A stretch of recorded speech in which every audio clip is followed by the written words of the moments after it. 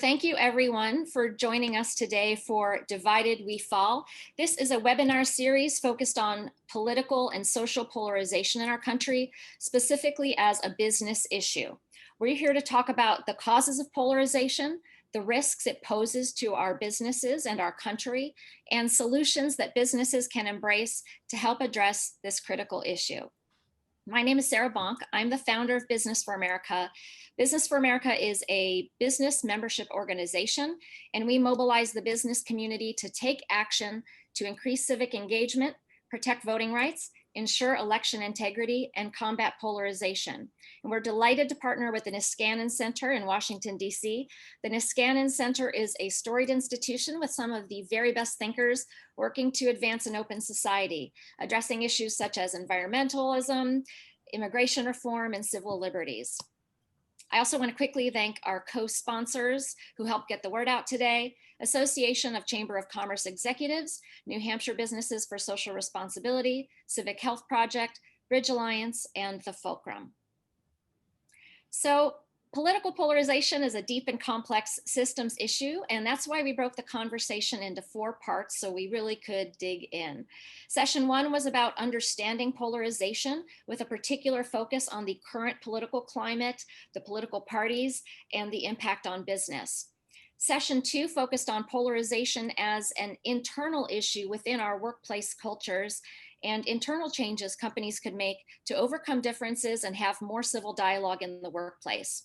Session 3 focused on how businesses' political activities may be incentivizing polarization and discussed how to think about corporate political responsibility, government affairs, and political spending, ensuring that those activities are aligned with the company's values. You can find all 3 of those videos on YouTube. They're full of specific guidance and actions that businesses can take, and we will make sure that everyone gets a link to those videos by the end of this week. So today, we are going to be focused on policy solutions to help depolarize politics, incentivize moderation, and get Congress to be productive. I've been really honored to be part of a growing movement of business leaders who are concerned about democracy and have dedicated their time and energy to figure out how we fix this mess. There are so many approaches to the issue of why our representative democracy is at risk: voting rights, declining trust in institutions, demographic changes, global environmental stressors, dark money in politics, election cybersecurity. I could go on and on. And as we met with our friends at Niskanen Center to discuss the role of business in that soup of issues, we kept coming back to the toxic polarization in our society, in our politics, in our workplaces, and how this damages the business climate, and a need to forge a new kind of middle way. Too often, polarization is treated as an unfortunate side effect of our modern era. But if we want to solve this systems issue, we need to recognize it both as a cause and an effect of our increasingly dysfunctional political system. And that's why we wanted to talk about polarization as a business issue that needs to be discussed specifically and addressed directly. It's not just the nature of politics. This is a kind of illness, and it's only going to get better if we address its root causes. Our nation's founders not only knew the risk of a ruler with unchecked power, they also knew the risk of a nation divided against itself. John Adams, in a letter to Jonathan Jackson back in October 1780, wrote, "There is nothing which I dread so much as a division of the republic into 2 great parties, each arranged under its leader and concerting measures in opposition to each other. This, in my humble apprehension, is to be dreaded as the greatest political evil under our Constitution." Unfortunately, that apprehension has become reality. Political polarization is bad and getting worse, and we can even visualize how working across the aisle used to happen much more frequently and over time has become a rare occurrence.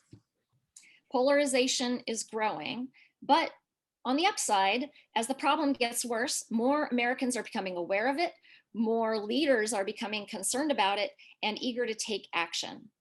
So while polarization is certainly intrinsically unpleasant, the greater risk is that polarization is blocking progress. our elected leaders seem unable to solve almost anything these days, including issues where there is broad public agreement. Polarization causes Congress and really governing bodies at all levels of government to become unproductive. The 116th Congress was rated the least productive since data has been available. And nowadays, you've certainly heard the Senate referred to as a legislative graveyard. Year after year, the Harvard Business School US Competitiveness Project finds the same result. Political dysfunction is the #1 obstacle to US economic competitiveness. And polarization, hyperpartisanship, those are both a symptom and a cause of that dysfunction. The title of their 2016 report puts it plainly: Problems Unsolved and a Nation Divided. So what are the causes of political polarization? In order to fix it, we certainly need to understand the causes. Well, there are a lot of drivers for polarization and hyperpartisanship in Congress. For instance, it's easier to fundraise when you create fear and demonize your opponent. It's also easier to get headlines in the media with attacks and hot takes. But today our conversation is going to focus more on how polarizing behaviors are being incentivized by our political system itself, congressional rules, and also voters. The question then is, how do we fix it? What are the solutions? I feel like my entire life I have been hearing calls for civility, calls for bipartisanship. And after decades of hearing those calls for civility, I don't know about you, but I'm pretty confident they do not work. So what specific and concrete solutions are available? And given the political climate, which ones are realistically doable? If we're going to change behaviors and get lawmakers to work together, we need to think about the proverbial carrot and stick approach. We need to incentivize positive behaviors that lead to understanding, collaboration, and finding common ground. And we'll need to disincentivize bad behaviors. We're really going to get lots of ideas from our panelists today on how we can do that. And then finally, what actions can businesses take to help advance these solutions? When it comes to corporate political activity, there is a real opportunity here for civic-minded businesses to take positive action, and that will have a ripple effect. Only by reducing the hyperpartisanship and dysfunction of Congress can we start solving the other challenges our country is facing. So when it comes to corporate civic responsibility, businesses have a variety of reasons for taking action. Some believe they have a responsibility to their stakeholders' well-being, especially their employees. Some see it as a company's responsibility to society at large. It's a moral issue to have a positive impact on society. And yet others will take action because they see it in their business's self-interest. As we like to say, it is their enlightened self-interest. So we named this series Divided We Fall for a reason. It's no exaggeration to say that political polarization poses an existential threat to our economy and our future as a nation. It's our wish that this conversation will give you hope and inspire you to get involved to help address the root causes of the polarization and dysfunction that is blocking progress on so many issues and really holding our country back. And with that, I'll hand it over to Kodiak Hill-Davis, the Vice President of Government Affairs at the Niskanen Center. Kodiak, please take it away. Thank you so much for that introduction and framing, Bonk. And it's my pleasure to serve as the moderator for this fourth and final panel. It's certainly been a long time coming, and I have some big shoes to fill. But luckily, I have great panelists joining me today. Katherine Gehl, the founder of the Institute for Political Innovation, Greg Orman, a businessman and two-time independent candidate for federal office, and Steve Tellis, who is a senior fellow at the Niskanen Center and a political scientist. So as Bonk framed out, in today's session, we'll be exploring various public policy approaches to addressing polarization and what role business can play in particular. So without further ado, I'll turn it over to Katherine Gehl to get the conversation started, and then we'll hear from Steve Tellis and Greg Orman. We'll have a lively conversation. I may exercise moderator's privilege, and then hopefully we'll get some great questions from the audience, and we'll take it away. So Katherine, over to you. Thank you, Kodiak. Thank you, Sarah. And thanks everybody for attending. Super happy to be here. In large part, or in a good part, because before I founded the Institute for Political Innovation, I was in business. I was the CEO of a $250 million company in Wisconsin, where yes, we did make cheese. And it really, I came to this work only because I had my career in business, which is to say that the lens that I take when I look at our political problems is a lens informed by my years in business. So it's a competition lens, which brings up two questions that we can think about and that I began working on in 2013. The first is, in business, normally, the way to do well is that if our customers are satisfied, then we do well in business. So why in the business of politics is it possible for those in the business to be doing extraordinarily well, which we know is happening in sort of the revenue centers and the power centers of politics? How can they do so well when their customers, that is the American public, have never been more dissatisfied? And then the second question that we can consider is, in any other industry as large and as thriving as the politics industry, with this much customer dissatisfaction and only two players, the Democrats and the Republicans, in any other industry with those structures, some entrepreneur would see it as a phenomenal business opportunity and they would create a new competitor responding to what customers want, but that never happens in politics. So why is that? And when you put those two questions together, it gives you an immediate sense that something is off with the structure. So going back to what Sarah was saying, something is off with the incentives. Those in politics are not incented to serve the customers. And even when they're not serving the customers, there are no new competitors pushing that accountability into the system. So if human endeavor works the way we know it works from private industry, then we can understand in large part that we have a dramatic structure problem in our political system. And what I'm going to talk about right now is the key structural problem that we have and the key idea for addressing that structural problem, which we would like business to get behind. So first of all, what's our biggest problem? There are tons, but I'll give you one answer: party primaries. So party primaries are low turnout elections, and the people who turn out for party primaries tend to be more politically extreme on both sides than voters as a whole. Because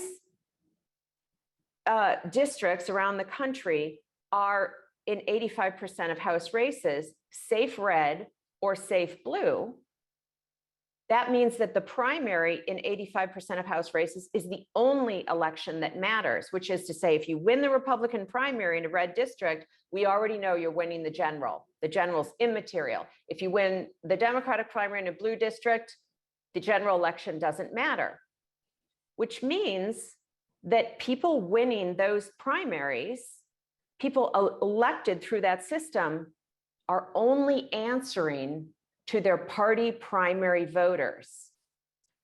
Only about 10% of our country votes in those party primaries that determine the winners in those 85% of House races and a majority of Senate races, which means, as my 3-year-old son Teddy would put it, that those 10% of voters are the boss of us.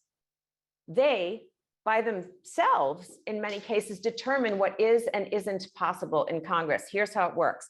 So now let's assume that Greg won his, let's say he was a typical politician, Greg Orman, who will speak soon, and that he won a race to be in the House as a Republican.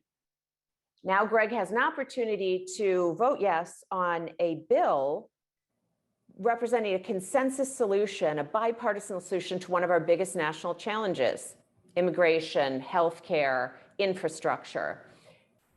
The question that he and every other member of Congress has to ask is, well, the questions they should ask are, is this a good idea? Is this the right policy for the country? But they don't ask those questions. The question they ask is, will I win my next party primary if I vote for this?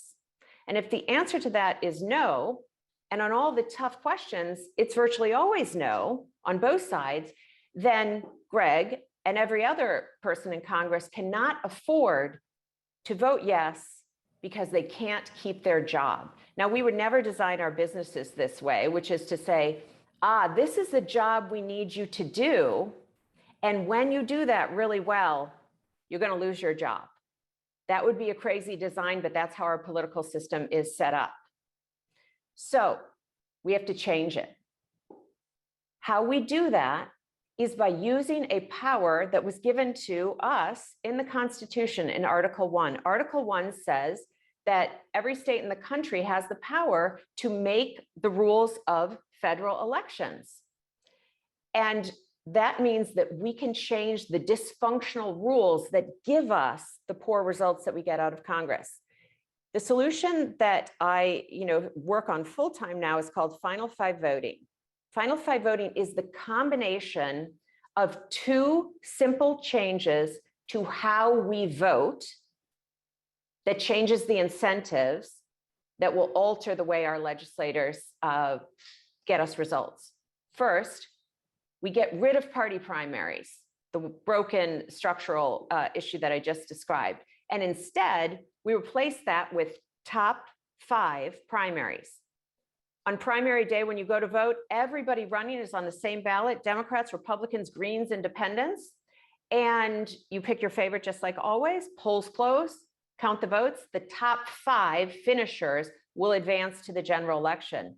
We don't know who won, no matter what the district is, red, blue, purple, we have no idea who won. Now you go to the general election and we implement our second change. Now that we have the benefits of this healthy competition, 5 people, we have to figure out who's going to win. And it's not as simple as it might seem, which is to say, it wouldn't be helpful if some one of those 5 won with 21% of the vote, because the vote split approximately equally 5 ways.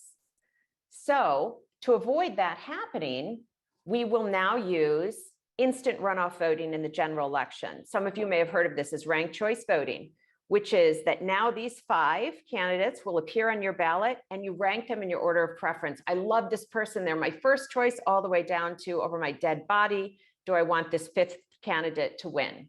When the polls close, all the first choice votes are counted, and if someone has a true majority, election's over, they win.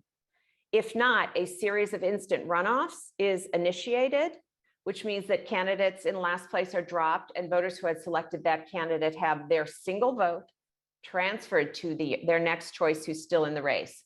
This means that we'll always elect someone who has true majority support, over 50% support in that district. And most importantly, it means that people elected through this system are answering to general election voters, and they're answering to a wide group of voters in the general election, which means that they have the freedom and the incentive to work across the aisle to get things done, and that now becomes a true path to re-election instead of what it is in the current system, which is a path to losing your job. So we're connecting what it takes to win with what it takes to do a good job. It's very simple. 2 points before I close. Summing up, think about it this way. Final Five voting is not necessarily designed to change who wins, although sometimes it will, but that's not the key point. It's designed to change what the winners have the freedom and incentives to do. 2, it's not just theory. Alaska passed a ballot initiative, which they drafted, I'm thrilled to say, based on my Harvard Business School US Competitiveness report of 2017, in which we first proposed this method. And they passed this ballot initiative in 2020. So they're the first state in the country to change the rules. And finally, this is completely nonpartisan. It's not a Trojan horse for Democrat or Republican advantage, which means that it's perfect for business to get behind for 2 reasons: because it's not nonpartisan, and because it's really something businesses can speak about, which is the benefit of healthy systems, incentives, and competition. And we are now running campaigns, beginning the process of running campaigns in 4 to 8 states. It's unclear yet what we'll have on the ballot in November of 2022, but my minimum goal is we'll pass 4 more states, plus Alaska will make 5. And I'm excited to be here. Thank you. Thank you so much for those opening remarks, Katherine, and I'm really looking forward to digging into some of those questions. So without further ado, I'll turn it over to Steve, and then Steve, you'll give it to Greg. Great. Well, thank you so much for having me. And I think this is actually a really good conversation for people in business to listen to, because I think that my approach and Katherine's approach are in some very profound ways actually quite different. And one of the things I wanted to do was mainly just as a form of educating people in business who are thinking about how they want to engage. I think it's valuable to, if anything, draw those lines maybe a little more sharply than we might otherwise. Because in some ways, I think actually under the surface, there are a lot of common agreements that Katherine and I have. But that would be boring to focus on that, so I'm not going to focus on where Katherine and I agree. Okay, so let's start out. I am going to start a little bit where we're actually, we have something in common. So we're very used to talking about political identities nowadays in polarized left, right, liberal, conservative ways. But that single issue dimension space, as political scientists call it, is obviously too confining to express the actual ways that either the ideology or the interests of the public manifest itself. For many democratic citizens, ideology is not even the most salient identity they bring to politics. They have professions, religion, region, migration status. Those are all important. And in most parts of the world, this heterogeneity manifests itself in the form of third and fourth and fifth parties. So I was looking at Holland because my wife is from, mother is from Holland. And I noticed that they have a standard right of center party, a standard left of center party.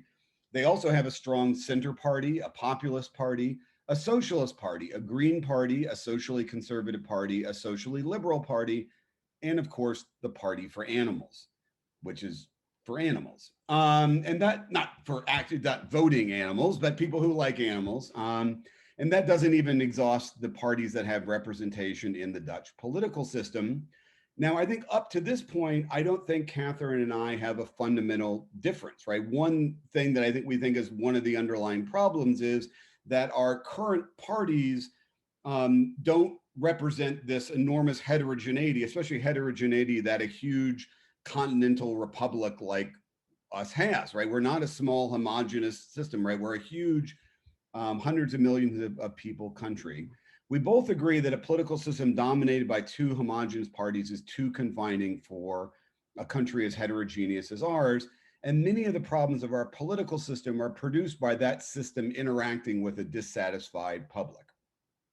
And this largely factionless party system, and this is where the idea of faction is the key insight I'm going to bring, and I think the thing on which I'm probably in most disagreement with Katherine, the key mechanism for moving away from our homogenous parties to what I would call factionalized parties is not going to be institutional changes. It's not going to be rules changes of the kind that Katherine is suggesting, like ranked choices voting, which I should also say I'm not precisely sure is going to work in the real world the way Katherine thinks it is once we actually, everything else in the political environment adjusts to the existence of ranked choice voting, right? I don't think that those kind of rules changes will create the kind of ideological heterogeneity that can both legitimate our political system and orient to the public interest. What will do it is going to be mobilization. I think this fundamentally gets to the point of what should somebody who's in business, who's thinking about, getting involved, where should they be putting their scarce energy? And I think this gets to the real key divide between Katherine and I. The image of politics one gets from her work is one in which there are these macro systems like the electoral system, and then there are voters with a particular set of preferences. And the problem as she presents it is with the institutions that aggregate these preferences that everyone has and the incentives that those systems present to politicians. In this case, the incentive to appeal to the ideological extreme. In her vision, if you fix those institutions, the behavior of politicians will change in wholesome ways. By contrast, I think that the key to understanding democratic responsiveness is patterns of organization, about citizens who are actually connected to one another, not just people who are participating in very brief moments going into a ballot box where then some set of rules aggregates all their preferences.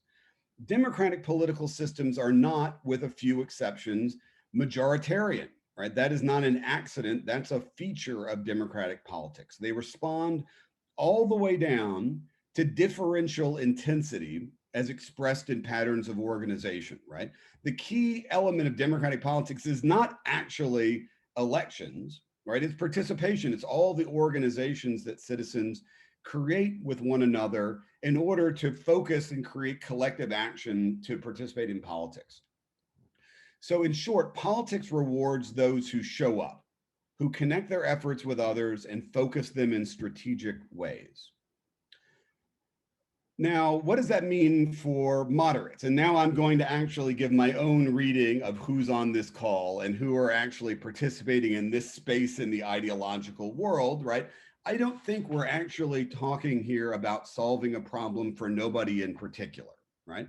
I think the people who are involved in this call and who are involved in this larger movement are mostly people who view themselves as somehow out of either extreme in the ideological spectrum, right? They're the people whose preferences we feel are in some significant way underrepresented, right? So the first move I'm making is I'm moving away from saying that we're solving some general system problem for nobody in particular, and I'm saying that we're actually trying to solve our problem, the problem of people like us, right? Because part of what I'm saying is politics is for power, right? And the problem I think underlying this we're saying is people like us don't have enough power, and people like them, people who have very ideologically extreme positions, do. So the first problem moderates have is organization. Simply put, the ideological extremes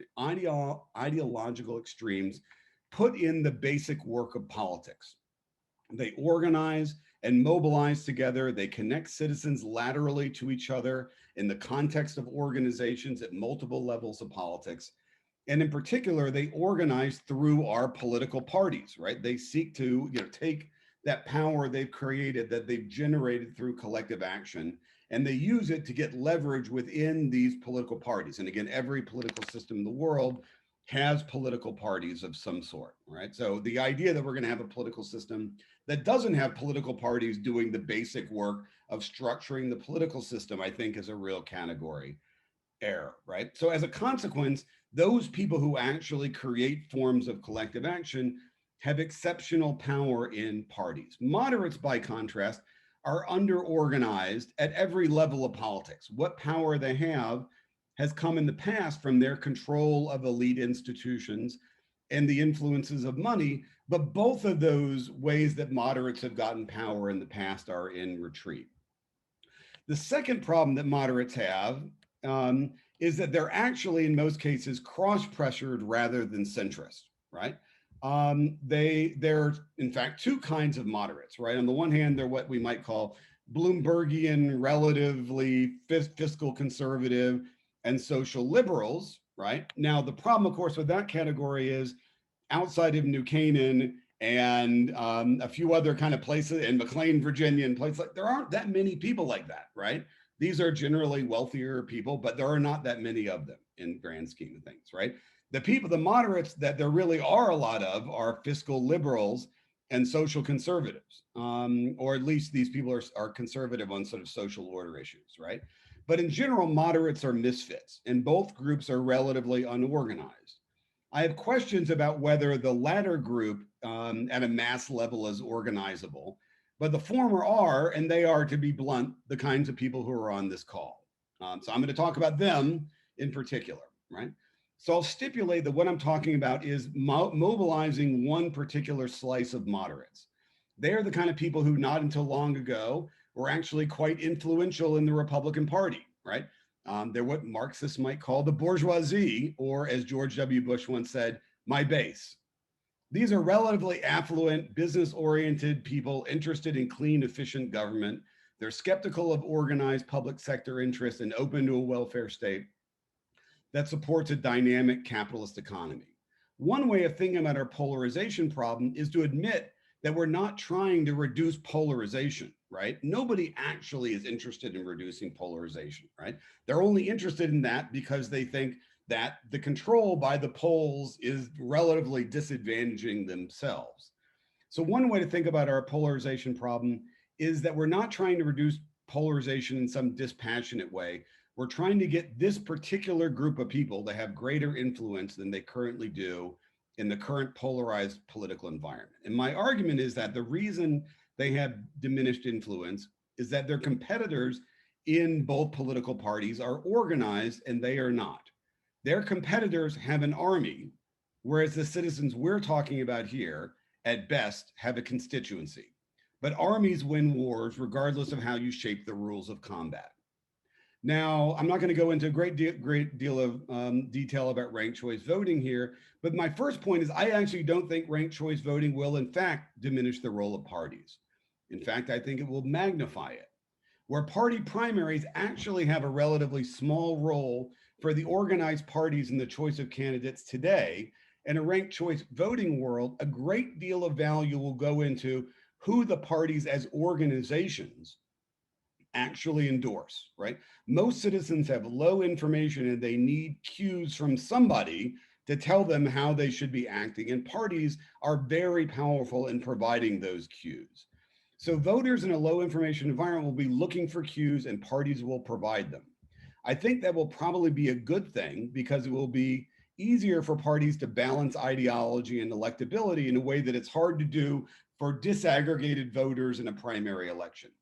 What that will mean, however, is that influence within the formal party apparatus will matter more than it does now. And that means that those who show up, who actually with organized voters in tow, will matter a lot. If business-oriented, and I'll call them bourgeois voters, are not present in those smoke-filled rooms, armed with money and organized political power, they will not be in the rooms where those decisions will be made. And even more than before in a ranked choice voting world, politics will reward the power that organized citizens actually earn. And so my last point is that I am actually worried that the kind of voters, funders, and other interests we're actually talking about here will whittle away their energies pursuing institutional rules changes that won't actually, at least on their own, translate into power. And power is what we're fundamentally talking about.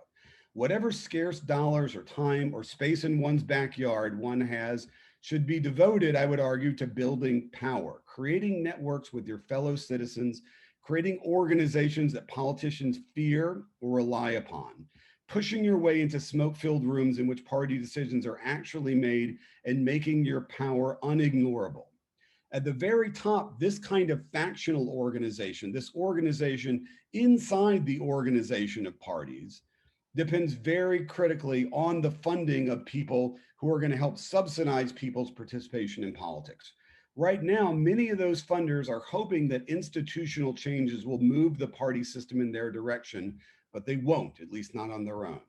That requires long-term investment in organization, organizing bourgeois, problem-solving, good government citizens, and I will reiterate the kind of people on this call, will require a full spectrum of organizations, from think tanks providing ideas to organizers pulling people together to legislative schemers connecting people together in legislatures. That is what those with resources should put their money and time into, rather than chasing after rules changes that are unlikely to have the effect that their advocates believe. And that's what I got. Well, Steve, thank you for that. I really appreciated the point that polarization isn't a problem, yet that's the entire premise of this series. So thank you for giving us a lot to talk about. So let's hear now from Greg. Greg? Well, good morning or afternoon, depending on where you're joining us from. And Steve certainly left me with a lot to talk about. So let me just start by saying this topic that we're covering today, how corporations can help depolarize America. It sounds so simple when we put it out there. It's sort of like a YouTube video on how you can turn your table scraps into compost. But the reality is it's much harder than that, much more difficult, and much more complicated.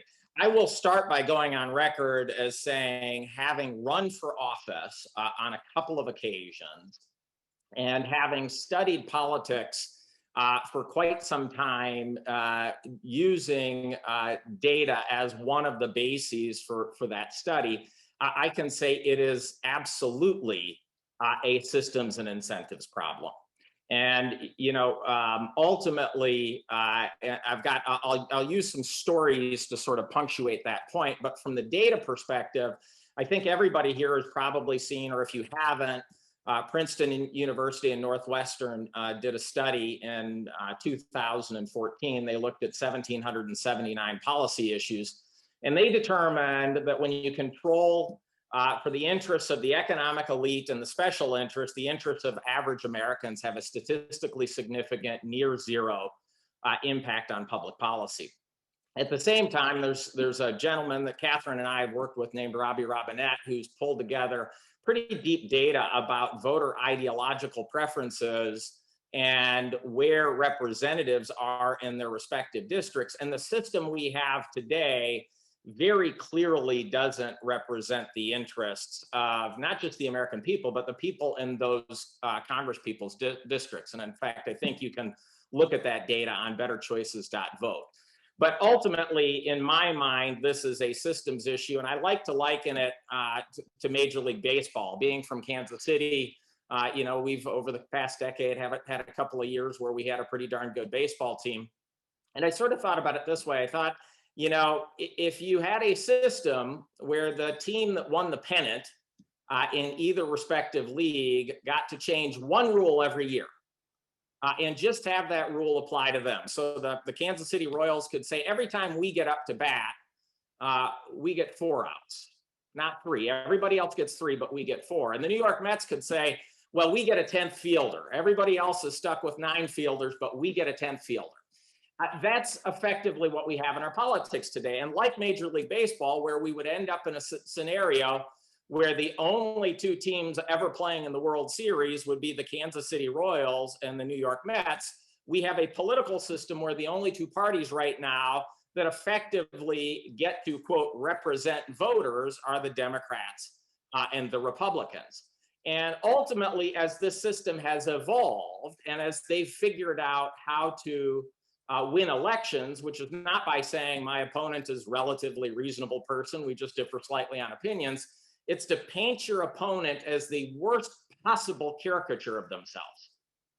Paint them as someone to be hated and feared. We create an environment where we're not voting for people who inspire us. We're not voting for candidates we love. We're not voting for candidates who are going to improve our lives. We're voting against candidates we hate and we fear. And that's a systems problem because, as Katherine pointed out, the incentives are aligned all wrong. I like to say that the Democratic and Republican brands are the 2 worst consumer brands in the world for one very simple reason. They're defined exclusively by negative advertising. If you think about it, if Coke and Pepsi did that, Coke said, Pepsi makes your hair fall out. Pepsi said, Coke makes you 3 inches shorter. Nobody would drink Coke or Pepsi. We drink water, beer, wine, juice, anything but Coke or Pepsi. The reason it works in our politics is because we have only 2 choices. And so I have spent most of my time working on this idea of how do we create a third force in our politics. I liken it a little bit to a married couple going through a bitter divorce. They don't talk anymore. When they do, they mistrust each other's intentions. They don't share the same goals. And sending Democrats and Republicans to Washington and asking them to solve our problems is a little bit like putting that married couple in a room and saying, figure it out on your own. It's just not going to happen without the intervention of a third force. And in my mind, there's going to be no way to get a real third force in our politics unless we start changing the rules of the game that make it effectively not impossible, but almost impossible for any real competition to emerge with Democrats and Republicans. And so I will start off and go on the record and say it's a systems issue, and happy to have some back and forth about particular elements of that. One other anecdote before I raise another opportunity for businesses, but one other anecdote I would give is in 2014, I ran for the US Senate and ran as an independent. In September and October, we were actually leading in the polls over a 3-term Republican United States Senator. And the Republican Party came in and did what the Washington Post described as engaged in an unprecedented Republican rescue effort. I actually referred to it as a Washington establishment clown car. every time the door opened, another high profile Republican showed up in Kansas, and they spent, at the time, record amounts of money buying media in Kansas. After that election, I sort of got smoke signals from the former Senator Dole. He had spent a lot of time and effort getting his friend, Senator Roberts, reelected, but I think sort of wanted to mend fences. So he asked me to come and see him in Washington, D.C. And I did. And after exchanging pleasantries, one of the first things he said to me, he said, if you'd have just said you were going to be a Republican, you'd be in the U.S. Senate right now. And I knew that. Kansas is a very red state. I knew if I had come out and said, I'm going to caucus with the Republicans, I'm going to be a Republican, I would have been elected the next United States Senator from Kansas. But I asked Senator Dole a question I asked a lot of people who gave me that advice at the time: would I be getting anything done?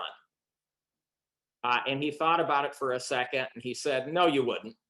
And I'm really sad about that. And I told him, look, I'd far prefer to play golf than go to Washington, D.C. and be a United States Senator who gets nothing done. The reason I ran for office was because I believed we're sending the worst of both parties to Washington: extreme partisans who only care about pleasing the special interests, and the extremists in their own parties. They draw childish lines in the sand. They refuse to cooperate. And if we don't send better people there by changing the incentives, ultimately our standard of living, our status in the world, and the very existence of the middle class in America is at risk. That's what this is about for me.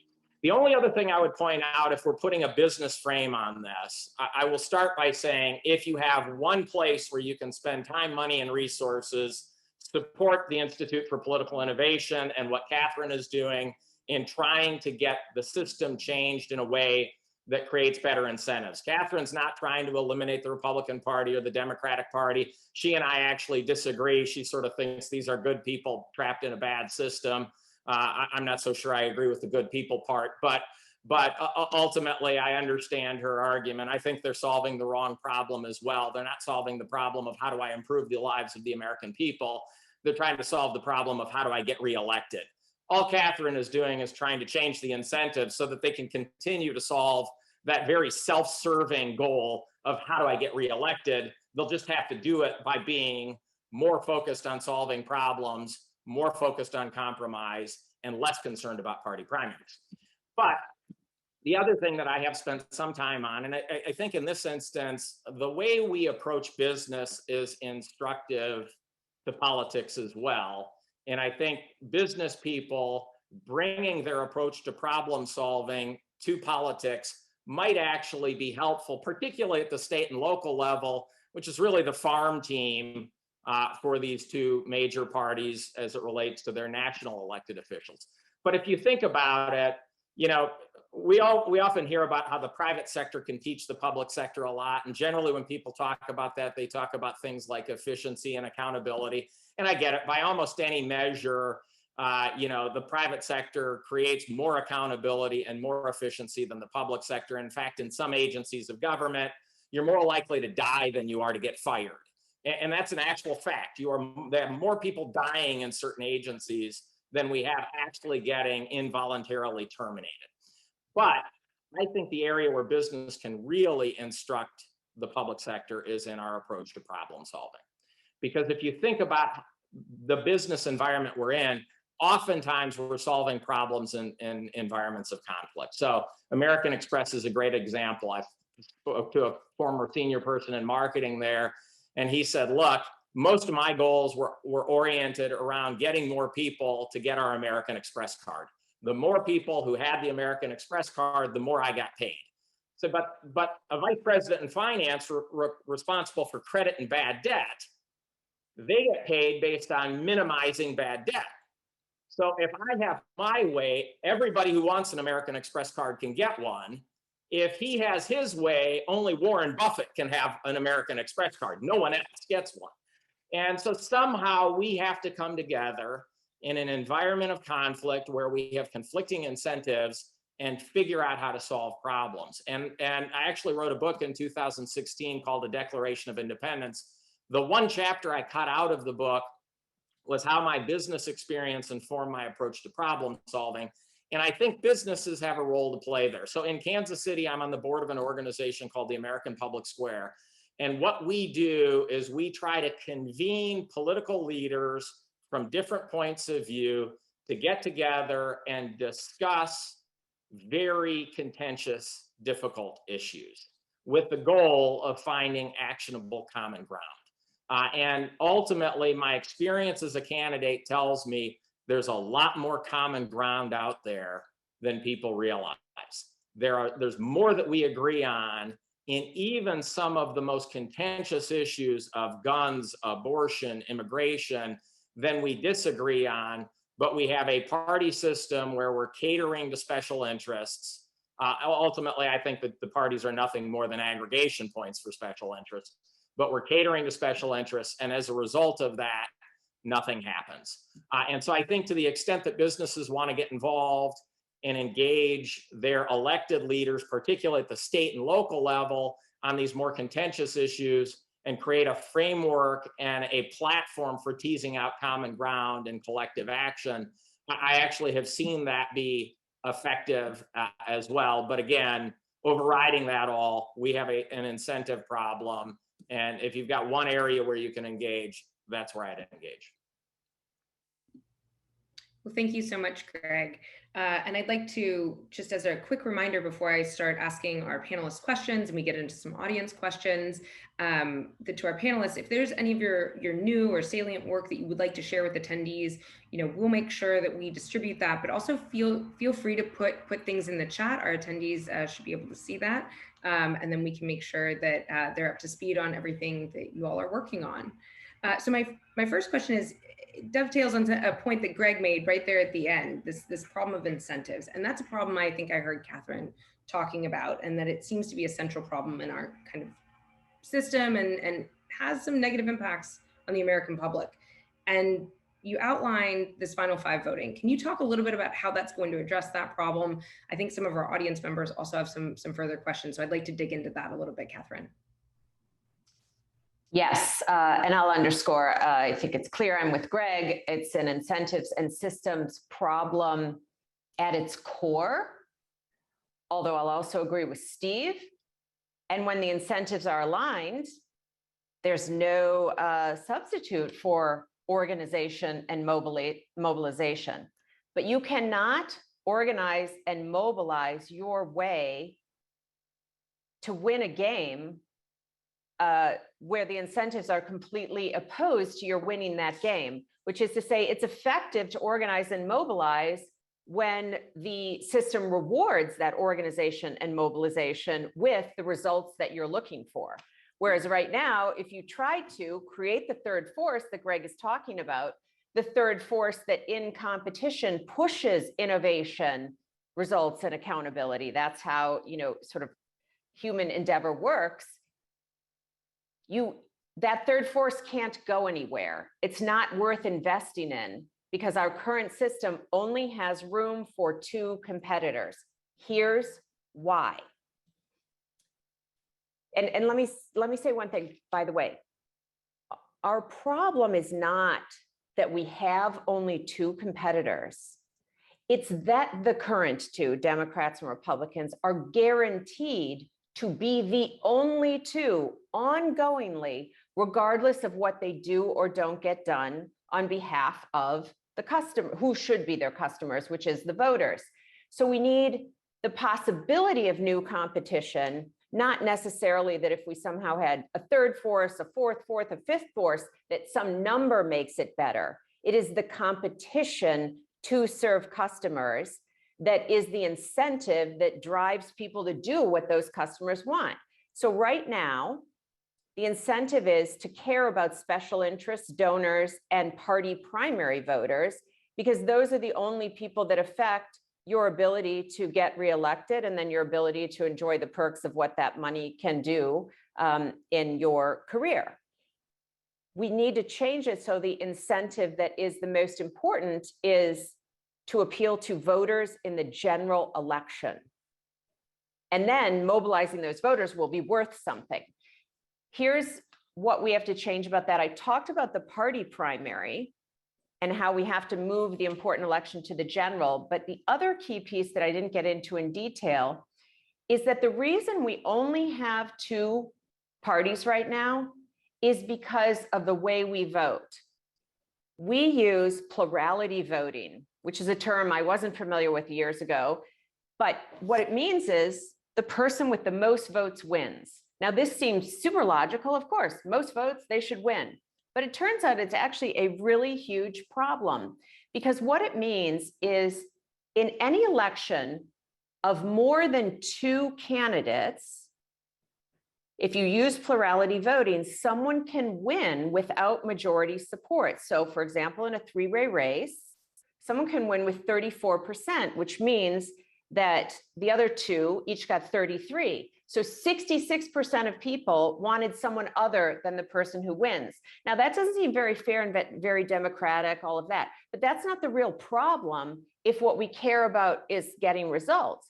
The problem is that that's the reason we don't have any new competition, because there's a spoiler effect once a third force wants to come in. Let me give you an example. Many people here on business will remember that Howard Schultz, the former CEO, the founder and former CEO of Starbucks, considered running as an independent for president in 2020. And he was previously a Democrat, and he was hounded viciously out of the race by Democrats because they believed that he would take, as the third candidate, just enough votes away from the eventual Democratic nominee, which hadn't even been chosen yet, to hand the race to Donald Trump, which is to say that he would spoil the race for the Democratic nominee. And I promise you, had there been a legitimate, billionaire CEO who wanted to run as an independent, but was previously a Republican and closer to Donald Trump, the Republicans would hound that person out of the race. And are they wrong to do that? No, they're not. Because in the existing system, they're right, which is a Howard Schultz candidacy could easily have spoiled the race for a Democrat. A Republican-like candidacy could easily have spoiled the race for a Donald Trump. And that's why we never have any new competition. And that's why it's not worth mobilizing, because nobody's going to invest in you after a while when they realize you can't win.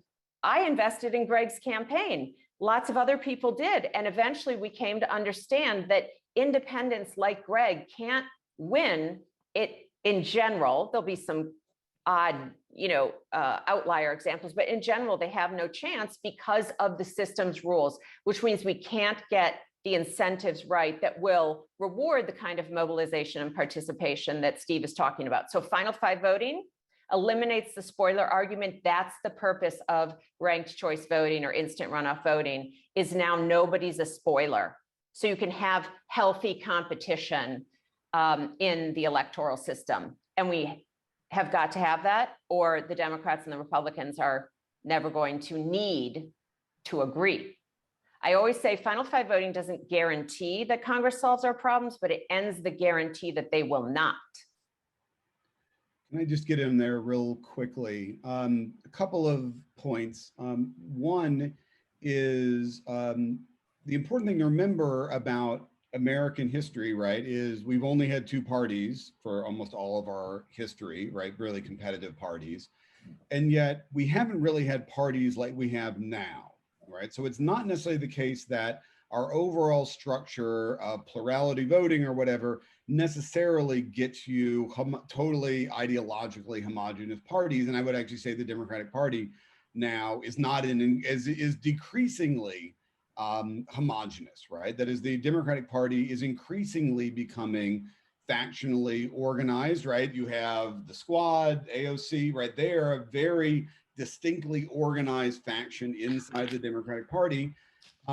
What's really lacking in the Democratic Party is an equivalent, more moderate faction that's organized to anything like the degree that the Democratic Socialist part of the Democratic Party is, right? And I'll say the same thing, the absolute same thing is true on the Republican side.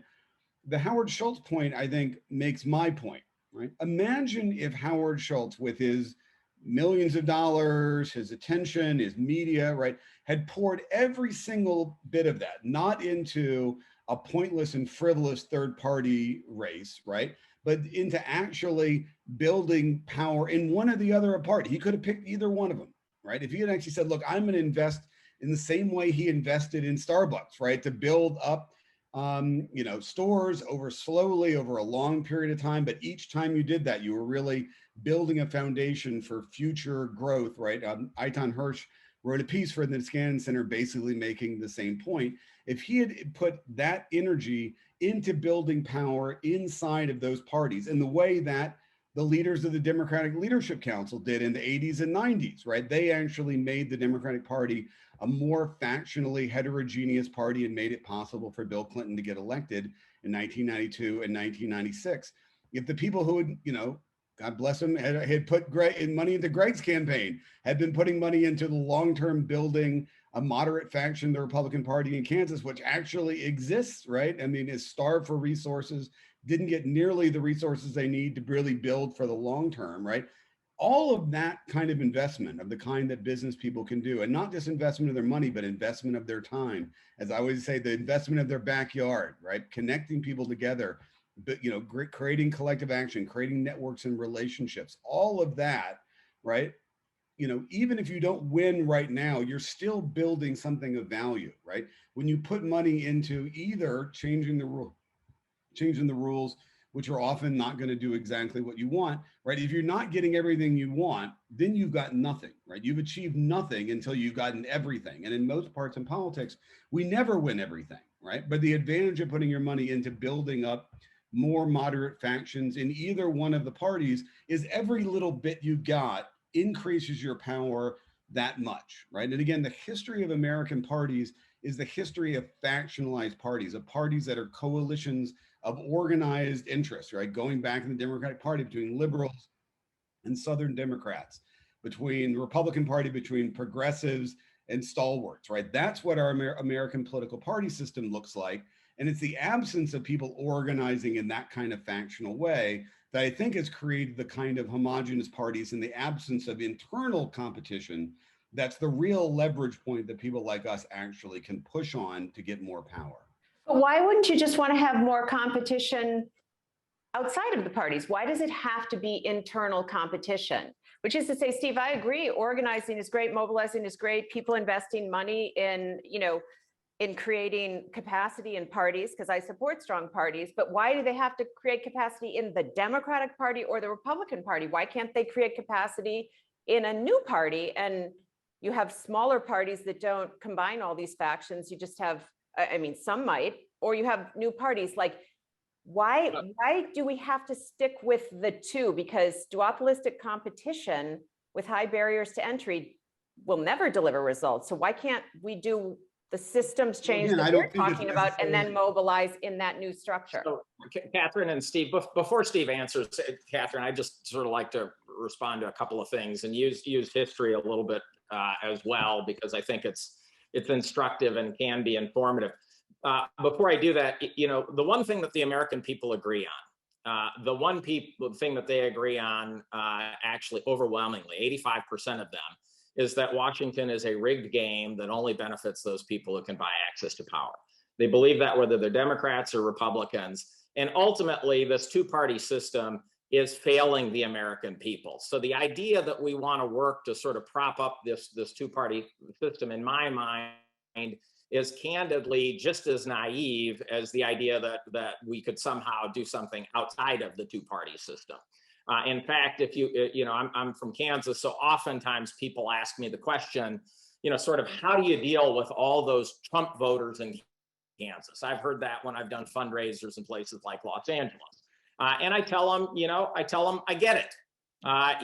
In 2016, when Donald Trump was elected, the average American family hadn't seen median household income go up in 17 years. Think about that for a second. 17 years, the amount of time it takes a kid to go from being born to being in their senior year in high school. That's how long it had been since the average American family had a pay increase. At the same time, the things they spend so much money on, healthcare, childcare, higher education, have so far outstripped the rate of inflation that for the average American household, it didn't feel like you were treading water. It felt like you were drowning. Of course, they went after and supported a different candidate. And what Katherine, I think, is saying, and what I agree with wholeheartedly, is that this system is structurally set up not to solve problems because of the incentives we have to demonize the other side, not to cooperate, to do everything we can to avoid a primary challenge on the left if we're a Democrat, or on the right if we're a Republican. If we look historically, something happened with the re-election of Barack Obama that hadn't happened in almost 200 years in American electoral politics.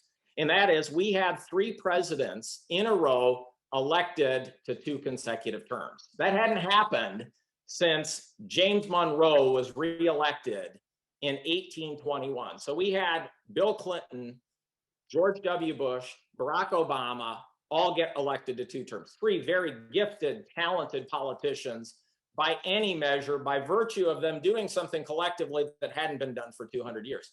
They all talked about bringing this country together. Bill Clinton talked about a third way and triangulation and working together. George W. Bush talked about how he worked with Democrats in the Texas Assembly to pass education reform. Barack Obama talked about being a post-partisan president. All 3 very gifted politicians, and arguably the level of partisanship is stronger today than it was when Bill Clinton was impeached. And so if you think about it in those terms, 3 gifted leaders of their own parties all wanting to bring the country together, and they were incapable of doing it because the system incentives force us apart. And so I think historically, the other historical point I would point out is, in the past, historically, whenever a third force, a third party, starts to gain traction, starts to gain political power, it's the parties that move collectively to prevent them from gaining any traction by rigging the rules in a way that holds out competition.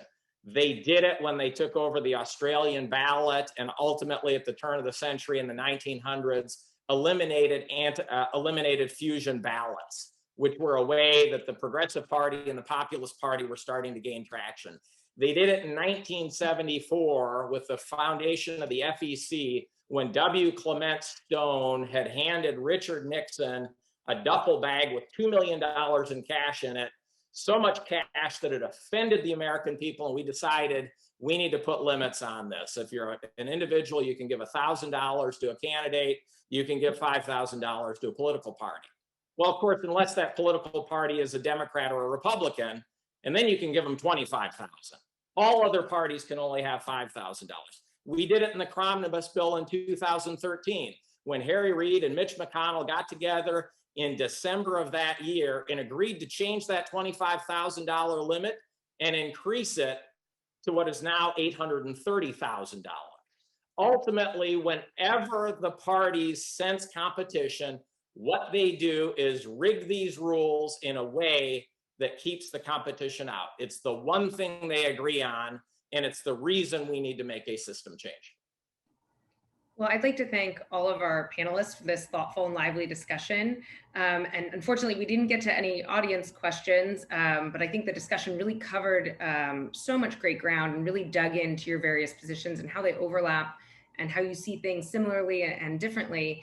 But as we're at the 4th and final installment of the Divided We Fall series, I'd like to turn it over to Jerry Taylor, who's the president of Niskanen Center, to give some closing remarks. Thank you so much. Well, thank you, Kodiak, and it's wonderful to join into the conversation. I'd like to step back a little bit and think a bit about the role of business in politics, which is pretty controversial these days. There are a number of threads being woven into these contemporary arguments about the role of corporations in politics, but the core of the debate revolves around the question of whether corporations should be exclusively concerned with maximizing shareholder value, which is the position Milton Friedman staked out in his influential, albeit controversial, 1970 essay for the New York Times, or should corporations include other environmental, social, and governance considerations, which are often referred to as stakeholder capitalism, in its operational calculus. The Republican backlash against corporate America is filled with complaints about corporate America not sticking to its knitting and that they should, in the words of Senator Mitch McConnell, quote, stay out of politics. Those complaints from the Republican Party these days echo those made by Milton Friedman 51 years ago. I have been impressed time and again by the schizophrenic character of many businessmen, Friedman wrote in the New York Times.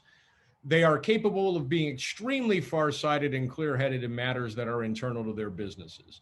They are incredibly short-sighted and muddle-headed in matters that are outside their businesses but affect the possible survival of business in general. And at least on that, I agree with Milton Friedman. But even if we accept Milton Friedman's claim that corporations should be exclusively concerned with maximizing shareholder value, there's nothing untoward about corporate actors engaging in policy debates in the political arena when those debates are about matters that have an impact on corporate well-being.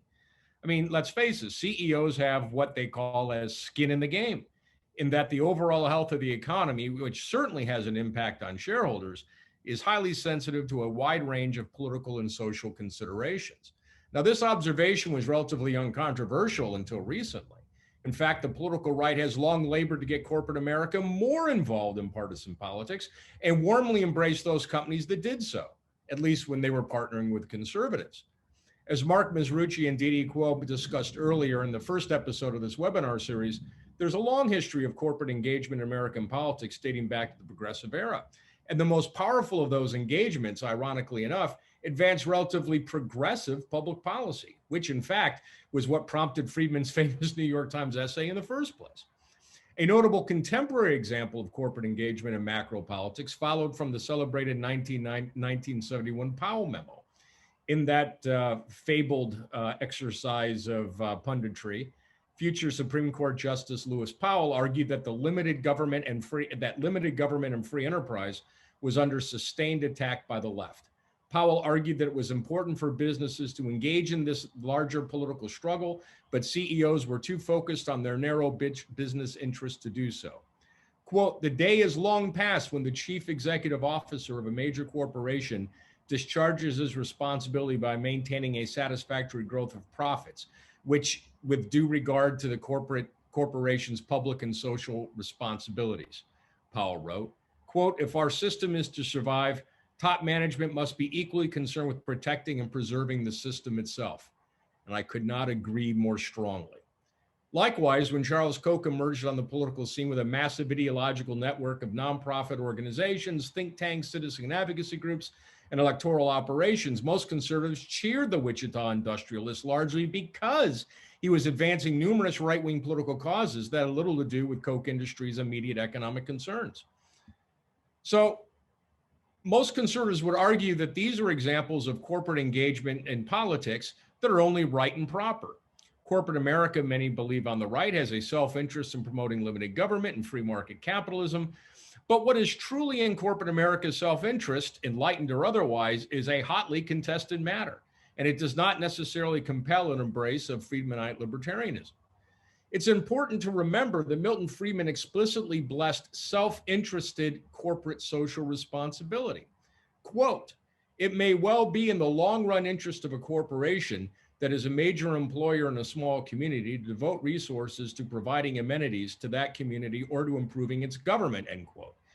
He went on in that New York Times essay, quote, in the present climate of opinion, with its widespread aversion to capitalism, profits, and the soulless corporation and so on, this is one way for a corporation to generate goodwill as a byproduct of expenditures that are entirely justified in its own self-interest, unquote.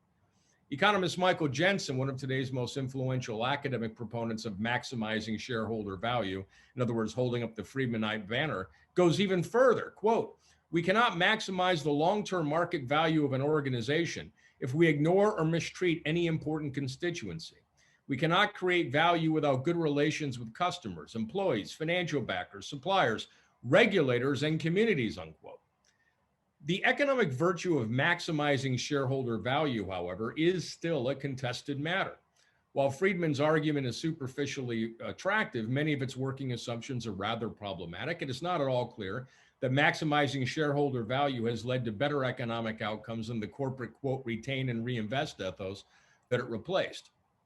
Regardless, even if you agree with Milton Friedman, attending to shareholder value means attending to the very environmental, social, and governance issues that we've been discussing in this webinar and the conservatives would have businesses largely ignore.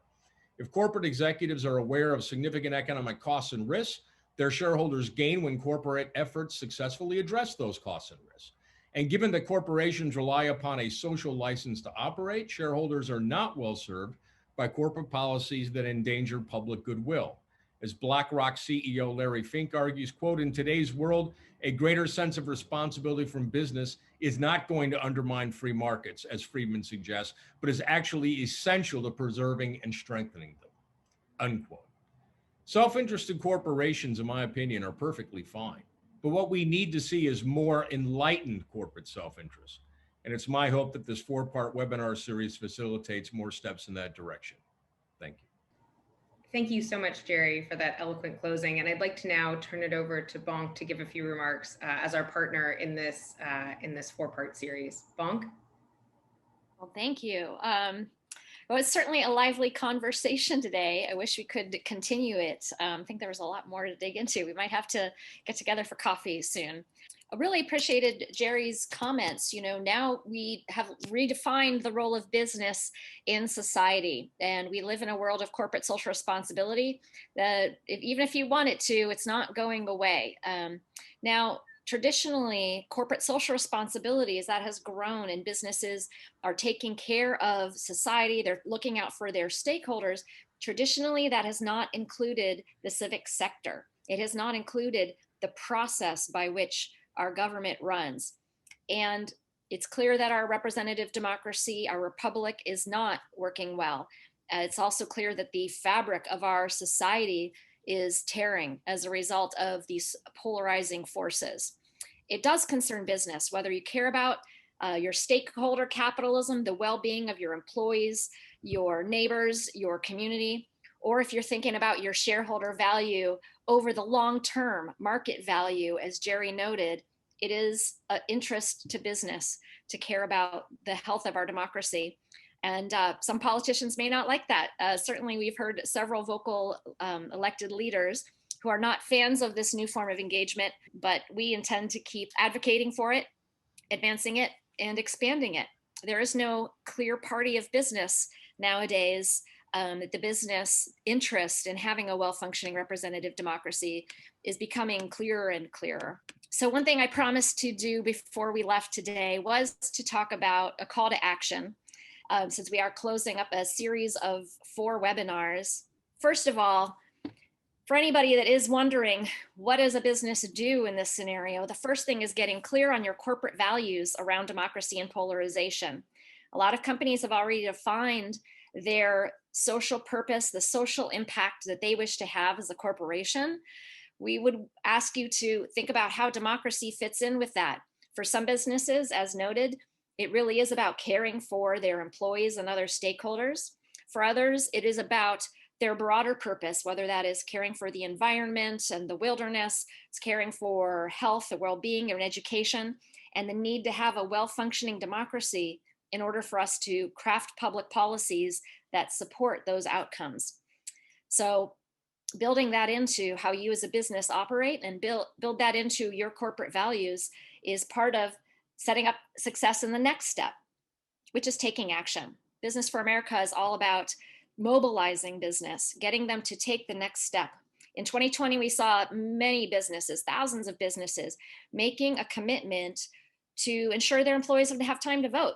And something that simple was really the first step on a ladder of engagement of caring for our democracy, caring for civic engagement, and having a more flourishing marketplace of ideas where people can come together and help advance the interests of our country. When we did these 4 sessions, we really broke those actions into 3 chunks. The first of all, we talk about bridging divides in your workforce. So in the second session, we talked about things that companies could do, mostly within the company, whether it's educating their employees or it was having forums that encourage civility, encourage understanding, but that could impact workforce culture and therefore also have a ripple effect on the broader society. In the third session, we talked about embracing your corporate political responsibility. That is to say, as a business, you're having an impact on the political sector. So whether that is political spending, it's lobbying, or it's simply having a voice in public or among your employees, thinking about the impact that you're having there and taking that corporate responsibility seriously when it comes to its impact on the political system and the political process. And finally, today, as we talked about, advocating for policy and rule solutions, that there are necessary processes that are incentivizing certain kinds of behavior. I think we got a lot of information and a lot of hints as to the right way for businesses to start to weigh in and healing these problems that we're facing with our democracy. So Kodiak, and hand it back to you for any final words. Well, I'd primarily like to thank all of our attendees. It's great to brainstorm these wonderful pieces of content kind of in a boardroom, but it doesn't matter if no one's tuning in, if no one's listening, if we're not getting that engagement. So thank you so much. We know that you've been on Zoom for the last 16 months. It's exhausting. And I hope that the actions that we talked about today inspire you to go out into your communities and to help address polarization head on. Thank you to everyone.